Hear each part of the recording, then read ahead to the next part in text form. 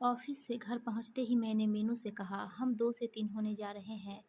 मीनू फौरन मेरे गले में बाहें डालकर बोली, ओह निखिल, मेरी खुशियों को ध्यान में रखते हुए आखिरकार तुमने उचित फैसला कर ही लिया ना। आज से ही हम माता पिता बनने की तैयारी करते हैं।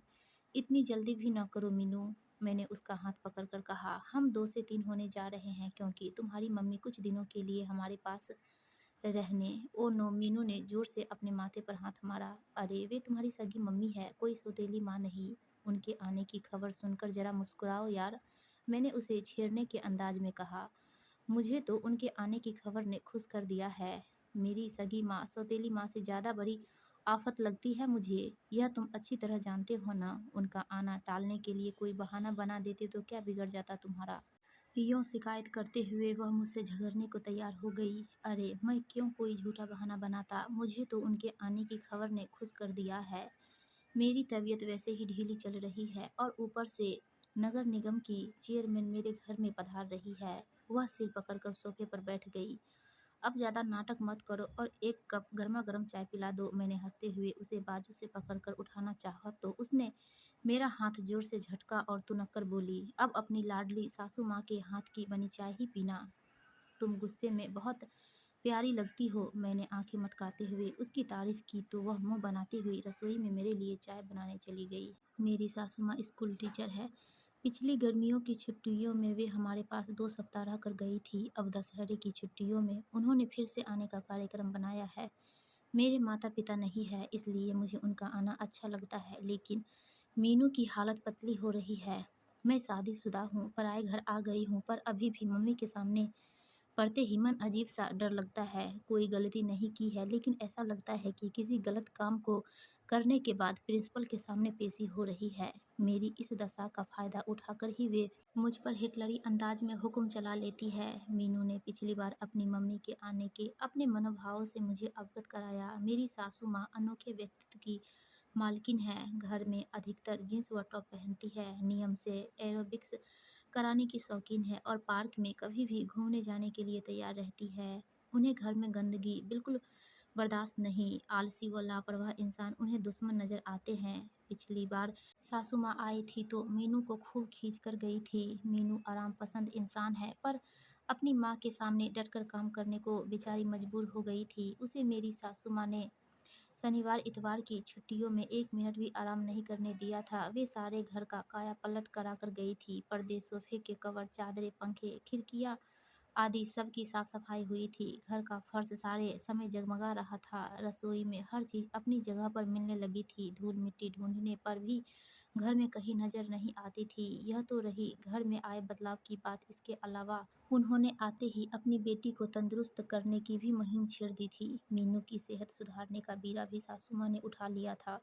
शादी के बाद अगर तेरा वजन इसी स्पीड से बढ़ता रहा तो तू एकदम बेडौल हो जाएगी मीनू। फिर अगर निखिल ने नई गर्लफ्रेंड बना ली तो क्या करेगी। नो नो, ऐसी लापरवाही बिल्कुल नहीं चलेगी। आज से ही अपनी फिटनेस ठीक करने को कमर कस ले। सासू माँ की आंखों में शक्ति के ऐसे भाव मौजूद थे कि मीनू चुप ही नहीं कर पाई थी। रात दिन बेचारी का पसीना बहता रहता था। ऊपर से खाने में से भी सारी तली भुनी चीज़ें भी गायब हो गई थी। सासू माँ खड़ी होकर अपनी बेटी से सिंपल व पौष्टिक खाना बनवाती थी। मैं बहुत खुश था अपने घर व मीनू में आए परिवर्तन को देखकर। सासू माँ की प्रशंसा करते हुए मेरी जबान नहीं थकती थी। ऐसे मौक़ों पर अपनी माँ की नज़रें बचाकर मीनू मुझे यूँ घूरती थी मानो कच्चा चबा जाएगी।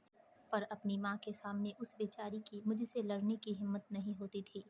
अगले दिन रविवार की सुबह सासू माँ 10 बजे के करीब हमारे घर आ पहुँची। मैं प्रसन्न था जबकि मीनू कुछ बुझी-बुझी सी नज़र आ रही थी। तेरी शक्ल पर क्यों 12 बज रहे हैं मीनू?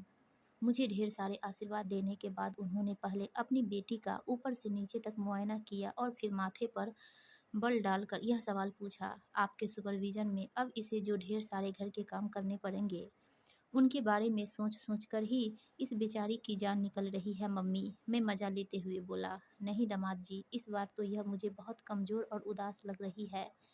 क्या तुम मेरी बेटी का ठीक से ख्याल नहीं रख रहे हो? वे अचानक मुझसे नाखुश नज़र आने लगी तो मैं हड़बड़ा गया। ऐसी बात नहीं है मम्मी। इसकी तला भुना खाने की आदत इसे स्वस्थ नहीं रहने। मुझे आधी बात बोलकर चुप होना पड़ा क्योंकि उन्होंने मुझ पर से ध्यान हटा लिया था।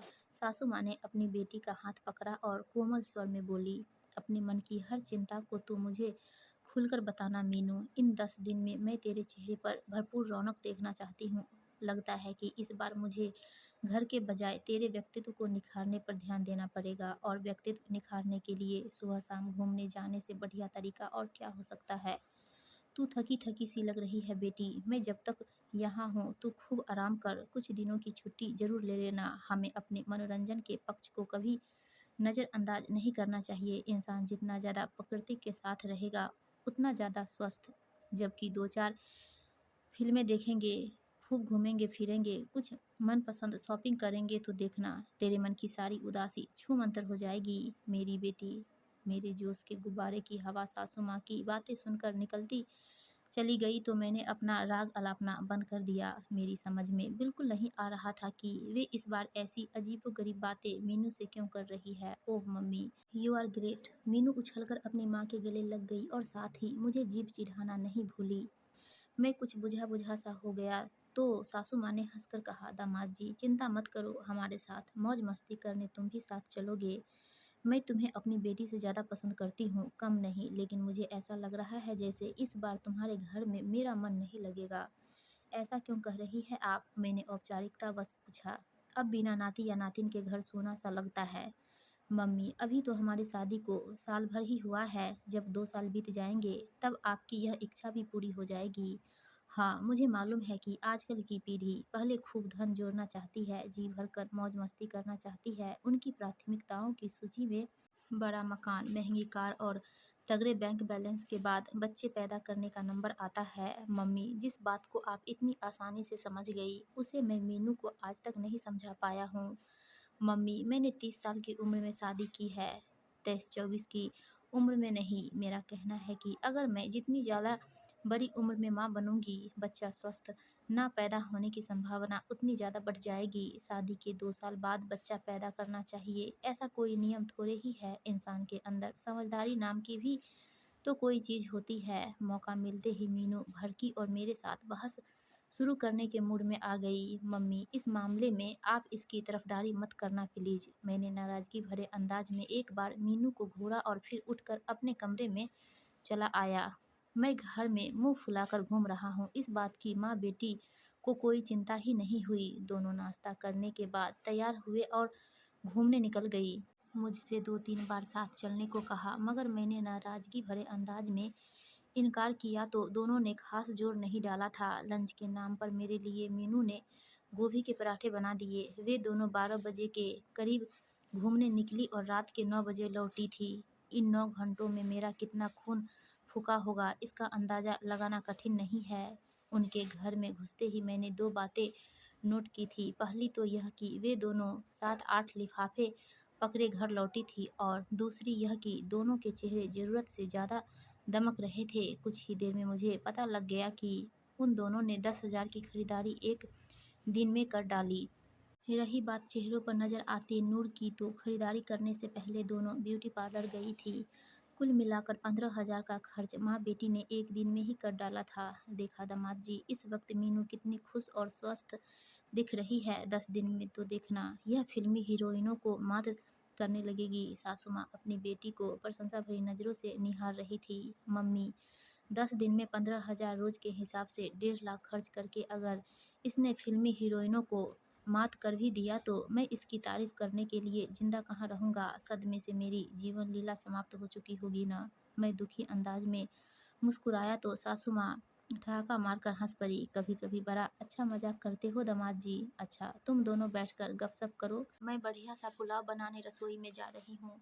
सासू माँ रसोई में चली गई। मेरे कुछ कहने से पहले ही मीनू ने तीखे लहजे में सफाई देनी शुरू कर दी। मैंने तो मम्मी को बहुत मना किया, पर वे तो कुछ भी सुनने को तैयार नहीं थी। कह रही थी कि खरीदारी करने के कारण वे आपको नाराज नहीं होने देगी। अब आपको जो भी कहना हो उन्हीं से कहना। मैं तो पहले ही कह रही थी कि इनके यहाँ आने के कार्यक्रम को कोई बहाना बनाकर टाल दो। आपको ही अपनी लाडली सासू माँ को बुलाने का भूत सवार था। अब भुगतो। आगे की बहस से बचने के लिए उठकर वह शयन कक्ष की तरफ चल दी। मैंने नाराज स्वर में उसे हिदायत दी, अब आगे से एक पैसा खर्च करने की ज़रूरत नहीं है। मम्मी तो कह रही है कि मैं उनके साथ घूमने-फिरने के लिए ऑफ़िस से हफ़्ते भर की छुट्टी ले लूँ। अब इस बाबत जो कहना हो आप उनसे कहो। आपको पता तो है कि उनके सामने मुँह खोलने की मेरी हिम्मत नहीं होती है। अपने आप को साफ बचाती हुई मीनू मेरी आंखों से ओझल हो गई। मैं मीनू को ऑफिस से छुट्टियां लेने से नहीं रोक सका। वे दोनों अगले दिन भी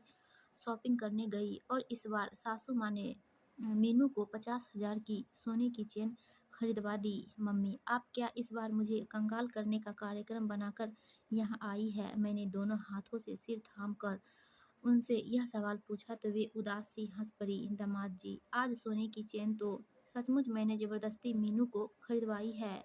मन सुबह से बड़ा उचाट था। रात को नींद भी अच्छी नहीं आई थी। सच बात तो यह है कि मन की उदासी दूर करने के चक्कर में ही मैंने 50,000 खर्च किए हैं। मन लग ही नहीं रहा है इस बार तुम्हारे यहाँ। अगर खेलने के लिए कोई नाती नातिन होती। मम्मी, आप फालतू के खर्च को बंद कर मुझे कंगाल होने से बचाइए और मैं आपसे वादा करता हूँ कि बहुत जल्दी ही आपका कोई नाती नातिन घर में नजर आएगा। मेरे मुंह से इन शब्दों का निकलना था कि माँ बेटी दोनों ने पहले खुशी से उछलते हुए तालियां बजानी शुरू कर दी। फिर सासू माँ ने उठकर मुझे छाती से लगा लिया और मीनू मेरा हाथ उठाकर उसे बार बार चूमे जा रही थी। थैंक यू दामाद जी। खुशी के मारे सासू माँ का गला भर आया। मुझे तुमने इतना खुश कर दिया है कि कल और आज का सारा खर्चा मेरे खाते में गया। सच, मेरे मन की सारी चिंता पल में ख़त्म हो गई। तुमने जो मुझे नानी बनाने का वादा किया है वह सच है ना? हाँ, तो मैं भी सच बोल रही हूँ दामाद जी। अब लगे हाथ जल्दी पापा बनने की पेशगी मुबारकबाद भी कबूल कर लो। क्या मतलब? सासू माँ को रहस्यमय अंदाज में मुस्कुराते देख मैं चौंक पड़ा। जल्दी ही इस घर में नन्हे मुन्ने किलकारियाँ जो गूंजने वाली है। क्या मम्मी सच कह रही है? मैंने मीनू से पूछा। उसने गर्दन ऊपर नीचे हिलाकर हाँ कहा तो टेंशन भरी नज़रों से मेरे चेहरे के भाव को पढ़ने की कोशिश करने लगी। मीनू, तुम यह खुशखबरी सुनाने से डर रही थी। दामाद जी, यह बेवकूफ़ सोचती थी कि तुम 2 साल बाद बच्चा पैदा करने वाली अपनी जिद पर अड़कर इसके ऊपर गर्भपात कराने के लिए दबाव डालोगे। तब इसकी तसल्ली के लिए मुझे 65,000 खर्च कर तुम्हारे मुंह से यह कहलवाना पड़ा कि तुम पापा बनने को तैयार हो। मेरे लिए तो यह बड़ा फ़ायदेमंद सौदा रहा है। मैं बहुत खुश हूँ दामाद जी। सासू माँ ने हम दोनों को इस बार एक साथ गले लगा लिया। मैंने मीनू की आंखों में प्यार से झांकते हुए भावुक लहजे में कहा, मीनू, मैं कंजूस हूँ। पैसे जोड़ने के लिए बहुत झिक-झिक करता हूँ क्योंकि माता-पिता के न रहने से मेरा बचपन बहुत अभावों और दुखों से भरा हुआ था।